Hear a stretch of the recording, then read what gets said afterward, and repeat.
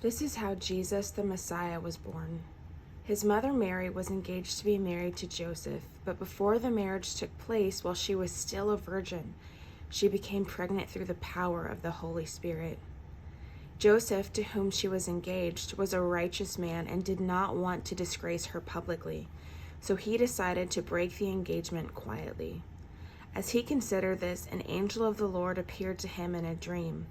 "Joseph, son of David," the angel said, "do not be afraid to take Mary as your wife, for the child within her was conceived by the Holy Spirit, and she will have a son, and you are to name him Jesus, for he will save his people from their sins."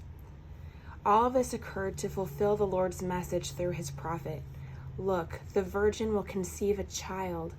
She will give birth to a son, and they will call him Emmanuel," which means God is with us.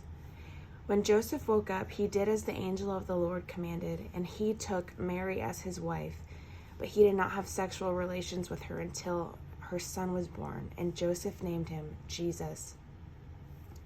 Jesus was born in Bethlehem in Judea during the reign of King Herod. About that same time, some wise men from eastern lands arrived in Jerusalem asking, "Where is the newborn King of the Jews? We saw his star as it rose, and we have come to worship him." King Herod was deeply disturbed when he heard this, as was everyone in Jerusalem. He called a meeting of the leading priests and teachers of religious law and asked, "Where is the Messiah supposed to be born?" "In Bethlehem in Judea," they said, "for this is what the prophet wrote.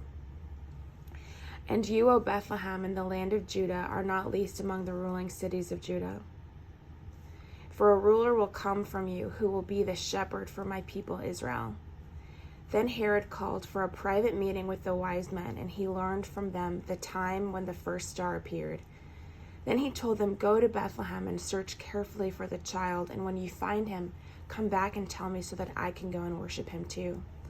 After this interview, the wise men went their way, and the star they had seen in the east guided them to Bethlehem.